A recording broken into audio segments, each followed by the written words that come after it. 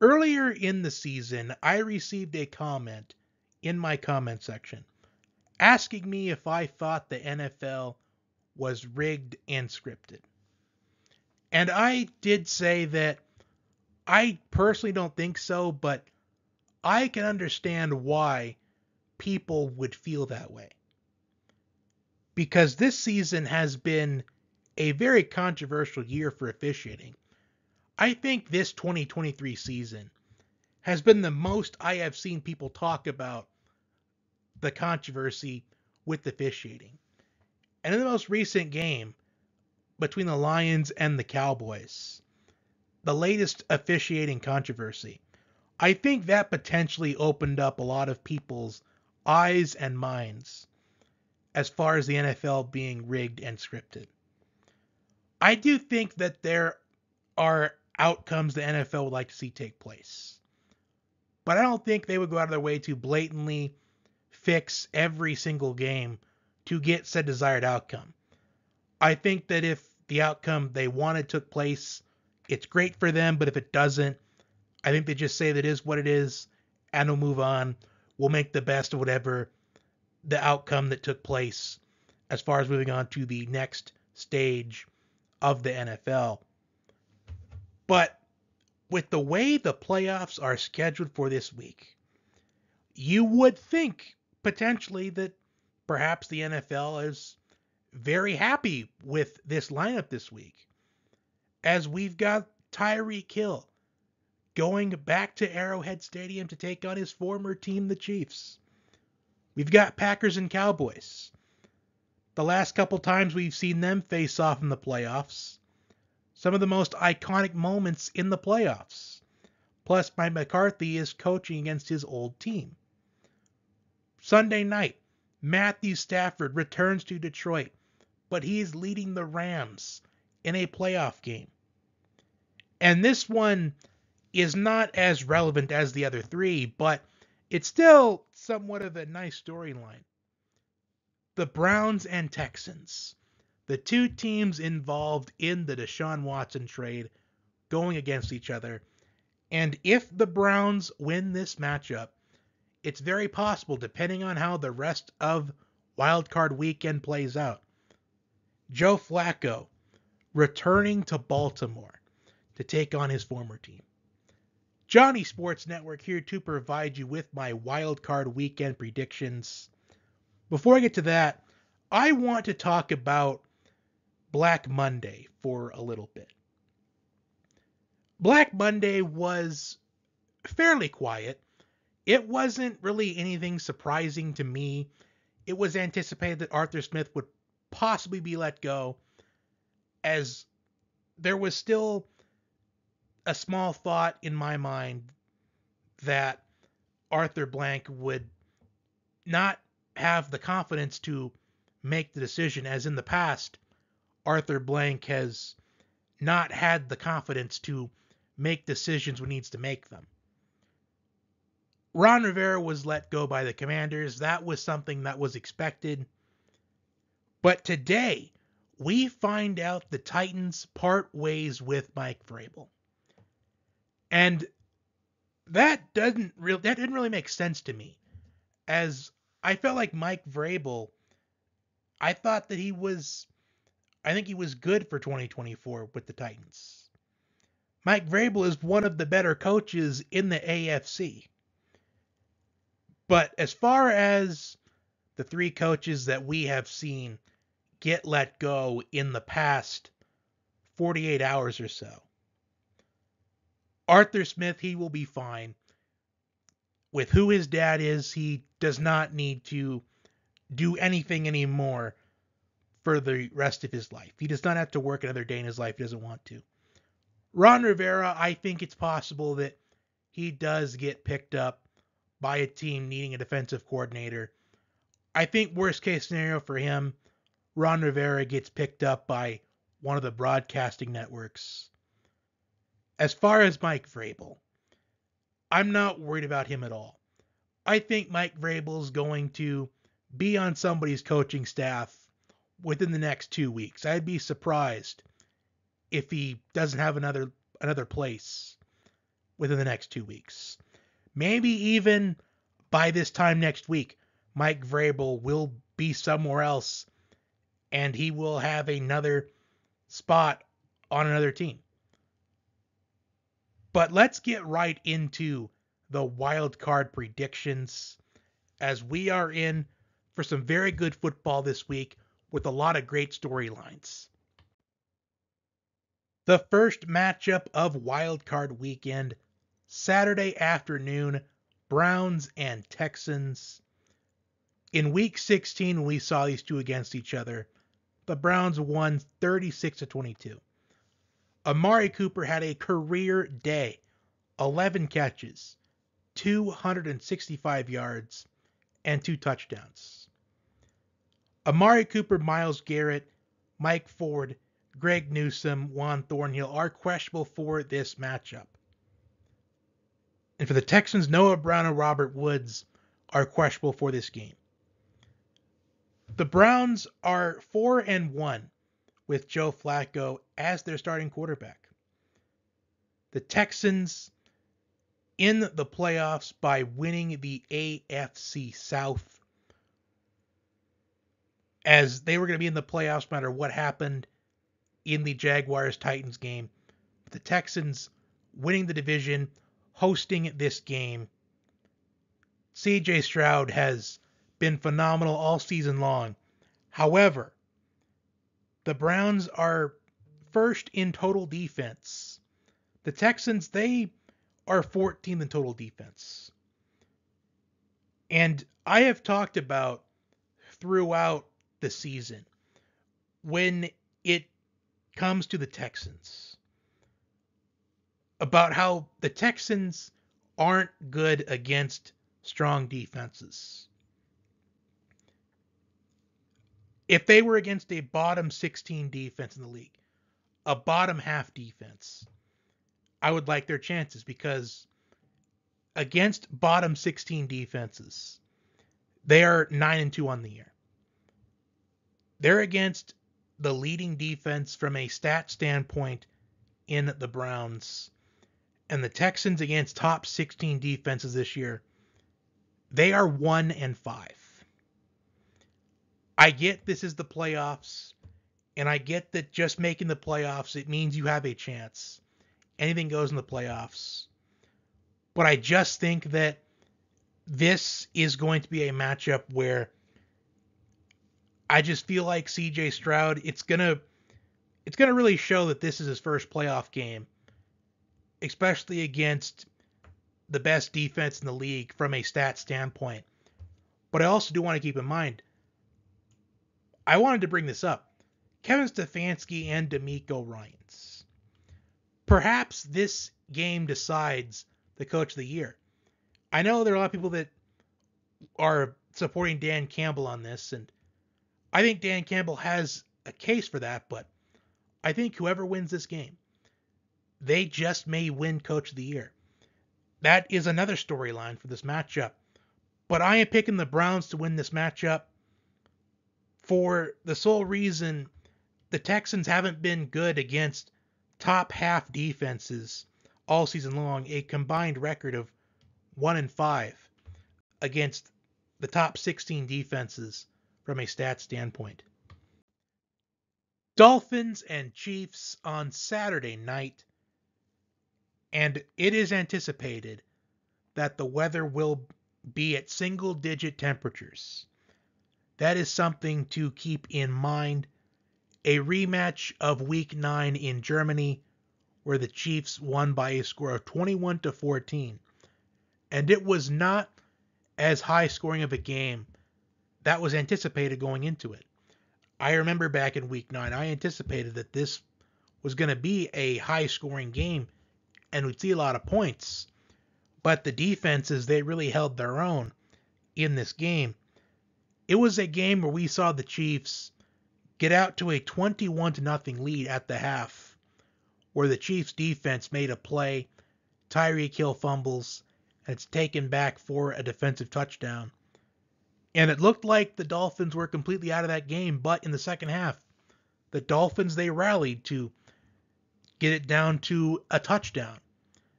21-14, the Dolphins have a chance to tie up the game or maybe even win it if they felt like going for two if they scored a touchdown. But they could not, and the Chiefs, they held on. And there is the current narratives for the Chiefs talking about how the Chiefs aren't that good this season. They have underwhelmed.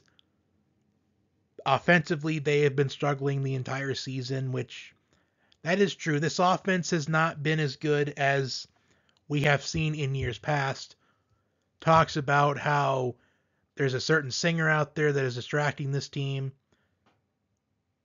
But I don't think there's anything to do with it. I just think that this is a very unexpected season in the NFL. And I do think this is going to be a matchup where I do think experience is going to matter in this matchup. I do think the Chiefs, they will be able to use the home field to their advantage and the conditions to their advantage. As this Miami team, they are not used to playing cold weather games. The Chiefs are. But one thing that is going for the Dolphins, can they run the ball efficiently in this matchup? As there are a lot of question marks for the Dolphins in this matchup. Raheem Mostert, Jalen Waddle, they are questionable for this matchup. Tyreek Hill, he has been dealing with an ankle injury in the latest portion of the season. And they have a lot of missing guys on defense. As underrated as I find the Dolphins defense and being coordinated by Vic Fangio, I just think that there's too many missing pieces on the Dolphins defense for them to win this game. I think we might see a little bit more points than in the Germany game back in week 9, but I still think the Chiefs, they win this matchup. They use the home field to their advantage. I think with the injuries they have, the Dolphins have on defense, I think that this screams for a big day, big night for Isaiah Pacheco.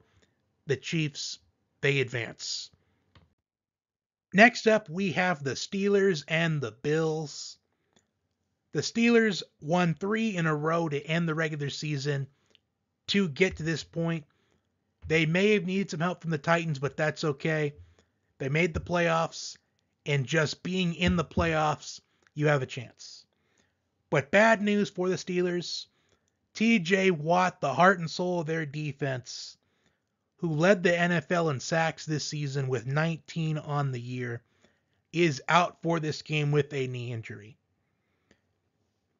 Mason Rudolph is still the starting quarterback for the Steelers.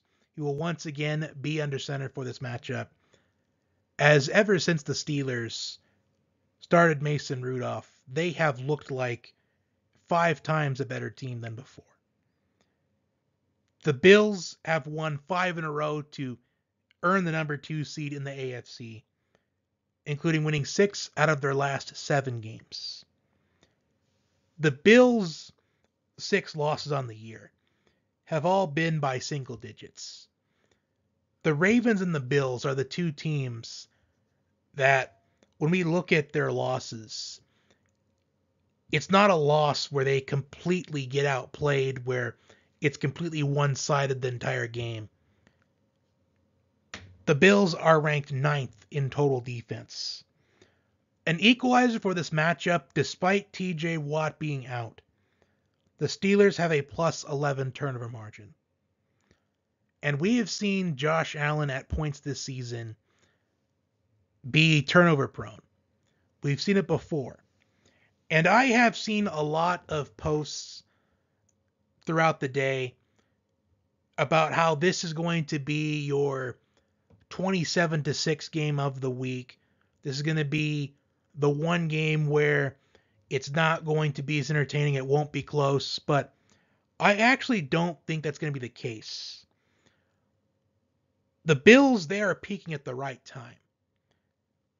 But the Steelers, they have some confidence. Mike Tomlin, if there was a coach, if I could pick one coach where I am a double-digit underdog in a playoff game, I would want Mike Tomlin to be the one to prepare my squad. As Mike Tomlin has shown that He can win games. But I do think the Bills win this matchup, as I'm going with the team that has more confidence right now. The Bills winning 5 straight, 6 out of their last 7. But I do think this is going to be a much closer game than what a lot of people think. I think this won't be a game the Bills will have wrapped up until about middle of the fourth quarter. I think the Steelers, they'll be able to stay in this game from start to finish. But I do think in the very end, the Bills pull away middle of the fourth quarter to ice up the win. Packers and Cowboys. The Packers have won 6 out of their last 8 games to reach the playoffs. They are the youngest team in the playoffs, and they go on the road to take on the Cowboys. The Cowboys are undefeated at home this season, and they have 16 consecutive home wins. A tough task for the Packers to pull off the upset, but I think they have a chance to upset the Cowboys if they can assert the running game early and often in this matchup. The run defense is the weak point of this Cowboys team. Last week we saw Aaron Jones have over 100 yards against the Bears run defense. The Bears run defense, the best in the league. And I think if Aaron Jones can have about 115, 120 yards in this game, I think the Packers will be able to pull off the upset. Even though this is Jordan Love's first playoff game, he has confidence. In his last 8 games, 18 touchdown passes to just 1 interception. It has been a roller coaster of a season for Jordan Love. He got off to a strong start in the first couple weeks of the season, but then he started to struggle a little bit. Then he started to pick himself back up. And the Packers, winning 6 of their last 8 games to reach this point in the season to make the playoffs, they may be that 7th seed in that final wild card spot. They may be in an uphill battle trying to do what nobody's been able to do in quite a while, and that is to win against the Cowboys in Jerry World. And if Aaron Jones has a phenomenal game, I think it's possible. But I just think that this is a matchup where I think experience is going to matter. The Cowboys, they are in the playoffs just about every single season, even though they haven't been able to make it past the divisional round since the 90s. I think the Cowboys are going to be able to win this game, but I do think the Packers, they will be able to keep it close. Despite the Packers being shorthanded in this late portion of the season, they are still finding ways to win games. And if you are the Cowboys, you need to assert dominance early on in this game. You can't let the Packers stay in the game. Because when you're trying to pull off the upset, the number one objective, stay in the game from start to finish. Less pressure on you, more pressure on the opponent. But I think the Cowboys, I think that they just escape with a win in this game. I do think there is value in taking the points with the Packers. Just like for the Steelers and Bills, I do think there is some value in taking the points with the Steelers and Packers this week, as I do think that this game is going to be a lot closer to what people think, just like Steelers and Bills. And when we've seen these two in the playoffs before, and the last couple times, as I said in the beginning, some of the most iconic moments we've seen in the playoffs. Up next, we have the Rams and the Lions on Sunday Night Football. And this is the perfect game to have on Sunday night. I have got to give the schedule makers credit for this one, as we have Matthew Stafford returning home to Detroit to take on his former team. Lions quarterback Jared Goff taking on his former team. The Lions are looking to win their first playoff game in a very long time, and they have to go through their former quarterback to get the job done. The Lions, I feel like, have been completely inconsistent in the later portion of the year. In the second half of the year, I just don't know what to make of the Lions team. I think since week 10 or 11, I have been questioning myself every week on the Lions in the playoffs. One week, I think that they can be a sleeper team to represent the NFC in Las Vegas in the Super Bowl. And then another week, I feel like the Lions are going to be first-round exits. The defense for the Lions, they have been a little bit inconsistent to my liking. One week, it's looking like the Lions can completely hold their own against anybody.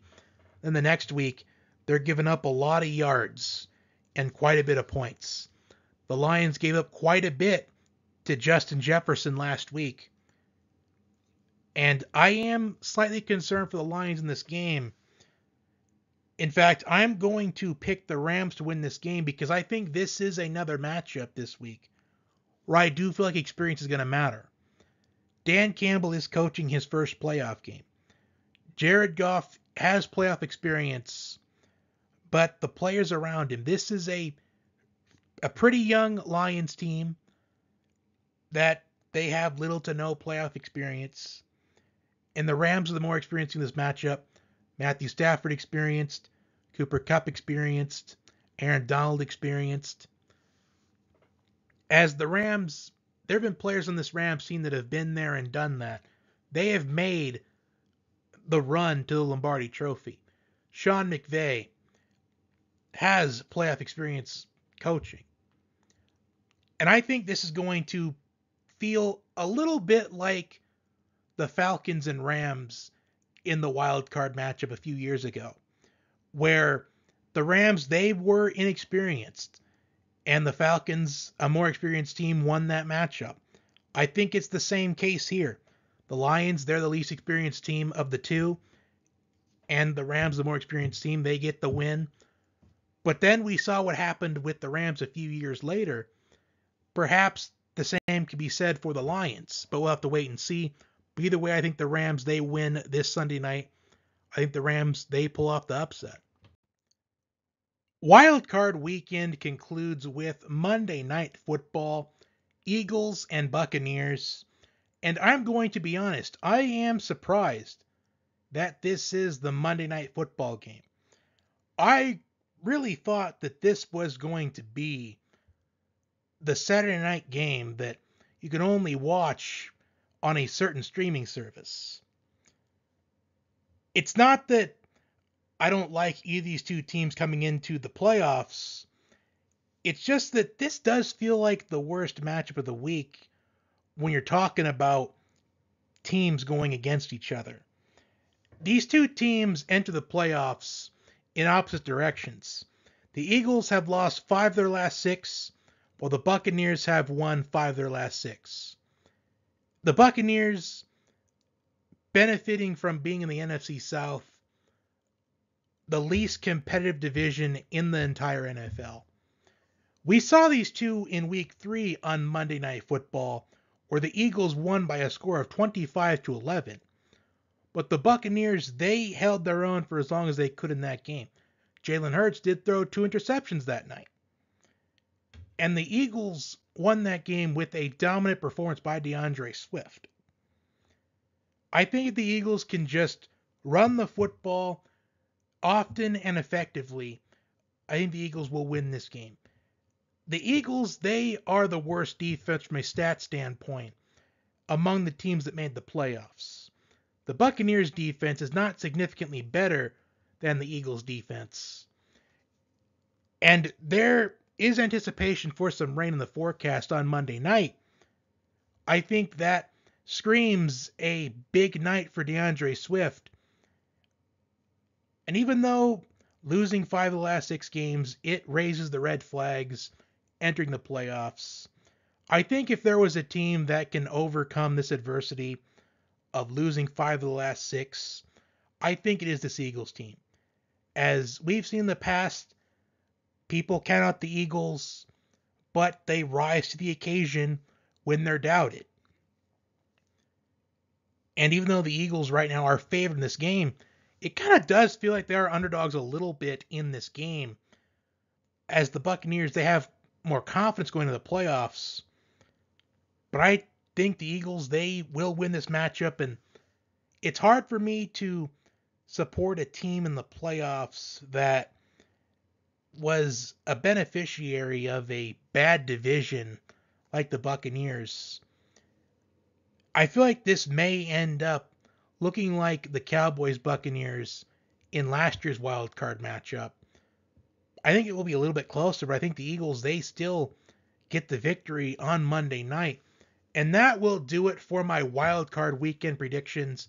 But before I go, I wanted to give you my playoff power rankings. Every year I do my playoff power rankings. I rank all the teams in the playoffs as far as the likelihood that I think they will hoist the Lombardi Trophy in Las Vegas. Number one, it's clearly Baltimore, as they have been the best team in the NFL so far this season, as they've yet to have a game where it's completely one-sided on the losing end. All their losses are close. Number two, San Francisco, second best team in the league, in my opinion, behind the Ravens. This is where it kind of gets controversial. Number three, I have Buffalo. And number four, I have Kansas City. I think some people may say that Kansas City could consider being at three, but based off their experience. But I just think that nobody wants to see this Bills team right now, because this Bills team, in my opinion, is the hottest team, only behind the Ravens 49ers, going into these playoffs. Number five, I have Dallas. And if there was a season where the Cowboys could make it back to the Super Bowl, I think it could be this season. Number six, I have the Los Angeles Rams. And I do think experience does matter here. And number seven, I'm going with the Eagles. I'm going with Philly, even though they look like the team going to the playoffs that have the least amount of confidence, losing 5 of the last 6. 8, I have Cleveland. 9, I have Detroit. 10, I have Miami. 11, I have Tampa Bay. 12, I have Houston. 13, Green Bay. And number 14, I have Pittsburgh. Let me know your personal playoff power rankings. Also, comment your predictions down below. Like, share, and subscribe. And until next time, have a great day, have a great weekend. Enjoy Wildcard Weekend. And this is all for me that I have planned for this week. Maybe if I have some time during the week, maybe I might do a thing or two, maybe a couple of YouTube short clips, depending on if anything big happens in the world of sports. But this is the last planned thing for me until the divisional round predictions next week. Enjoy all the games. Enjoy the football. Enjoy the moment while it lasts, as football season will eventually be over and will be the off season very soon. But we have got a few more weeks together, so let's savor these moments while we have them.